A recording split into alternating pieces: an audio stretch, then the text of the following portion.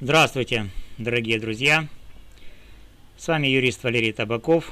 Я рад приветствовать вас на моем канале. Сегодня у нас, опять же, важная и резонансная, волнующая вас тема, связанная с судебным заседанием, которое прошло 22 августа, то есть вчера, 2025 года, по делу об обвинении Вячеслава Зинченко в убийстве Ирины Фарион. В центре нашего внимания записи прослушки, которые сторона обвинения пытается представить как доказательство вины Зинченко. Якобы на них зафиксировано его признание. Но, друзья, все не так просто. И сегодня мы разберем, что же на самом деле содержат эти записи, почему они вызывают серьезнейшие сомнения и, главное, имеют ли они юридическую силу в качестве доказательств в суде. Также мы обсудим, допустимы ли такие методы получения показаний с точки зрения закона. Если вам интересны вопросы справедливости, защиты прав человека и работы судебной системы, оставайтесь со мной на канале. Это будет важный и подробный разбор. Погнали! Давайте начнем с сути. Сторона обвинения представила несколько записей разговоров Зинченко в камере СИЗО, утверждая, что они подтверждают его вину.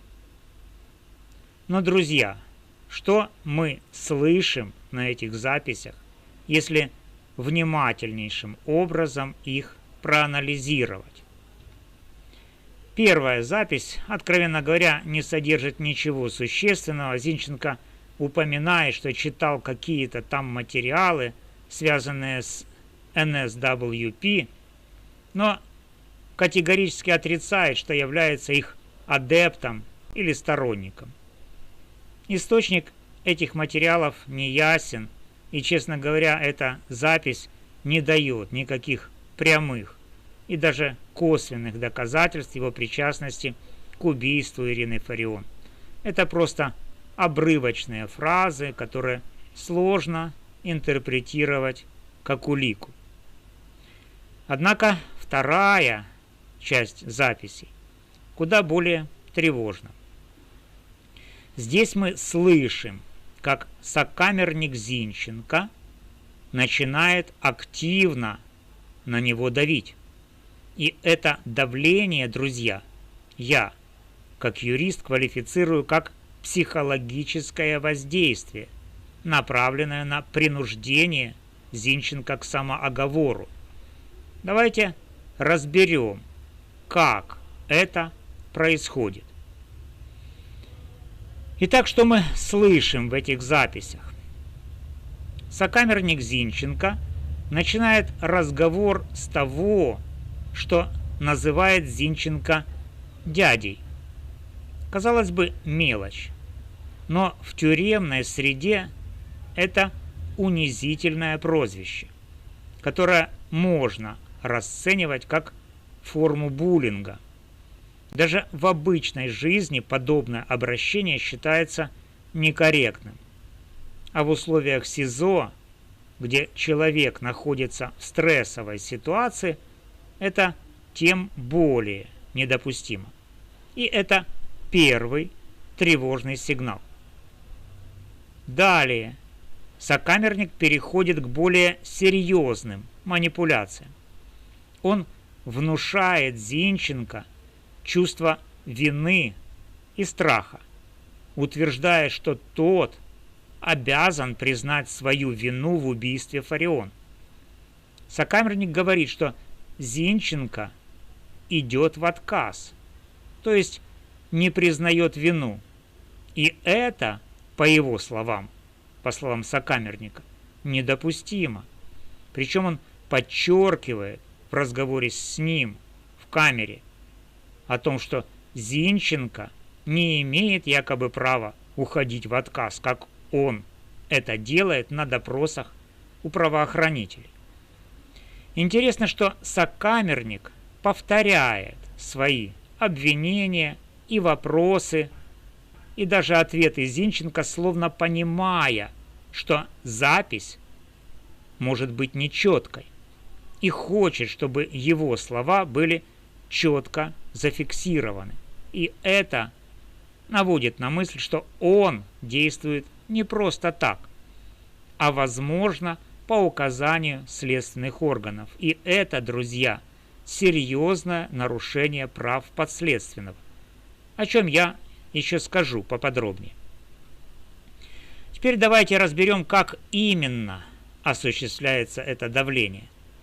Сокамерник использует 3 основных подхода, чтобы заставить Зинченко дать признательные показания. Первый. Морально-этический шантаж.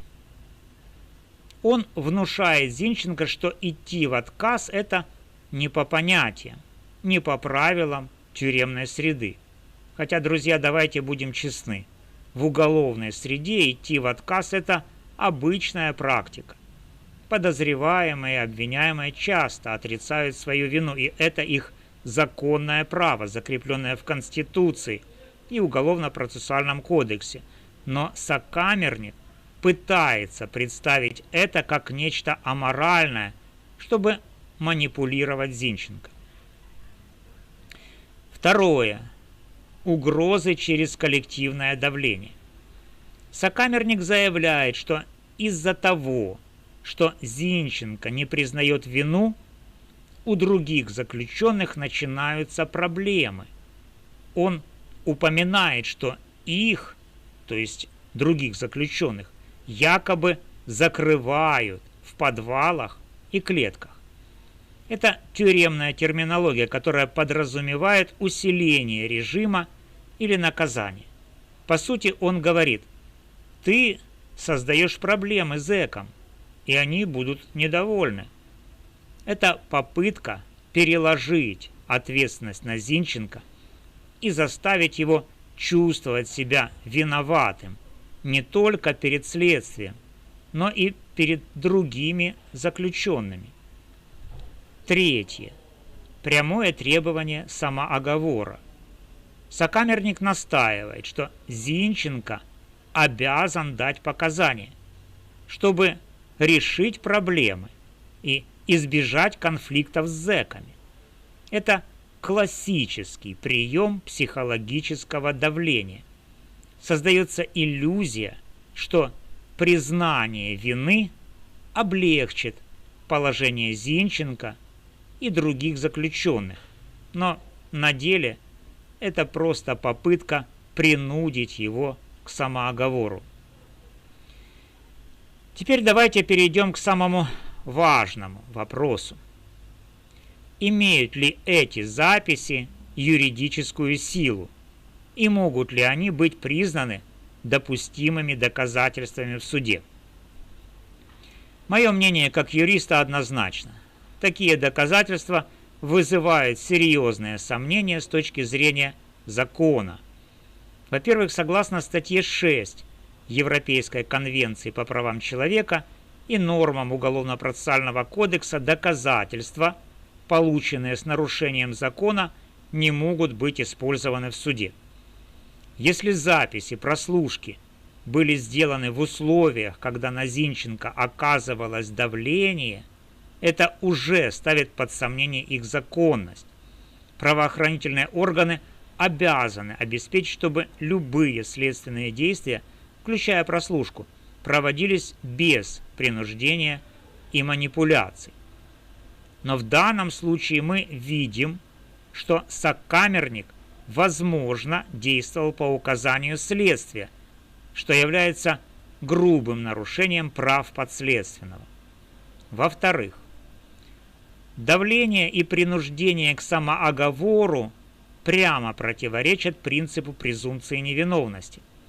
Зинченко имеет право не свидетельствовать против себя, и никто не может заставить его это делать ни прямо, не косвенно. Если сокамерник, как видно из записей, намеренно провоцирует Зинченко на признание вины, это делает такие показания недействительными. Суд должен признать, что подобные методы получения доказательств недопустимы. В-третьих, использование других заключенных для давления на подследственного – это не только нарушение закона, но и этическая проблема. Если следствие или администрация СИЗО умышленно создают условия, при которых заключенные начинают прессовать Зинченко, это можно квалифицировать как превышение полномочий или даже как преступление со стороны должностных лиц. Мое мнение, такие записи не только не имеют юридической силы, но и должны быть исключены из материалов дела как недопустимые доказательства. Более того, суд обязан инициировать проверку действий следствия и администрации СИЗО, чтобы установить, было ли организовано давление на Зинченко.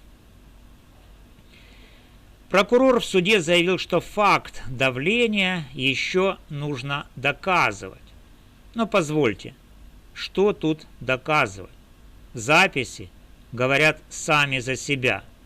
Если сторона обвинения и следствия не видят в этом проблемы, им стоит задуматься о повышении своей квалификации. Я вспоминаю случай адвоката Сулеймы, который был наказан за отсутствие официального повышения квалификации. Возможно, и здесь следователям и прокурорам стоит заняться самообразованием.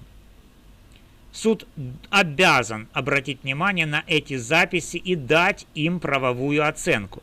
Это не просто разговоры в камере, это давление, угрозы и попытка принудить человека к самооговору.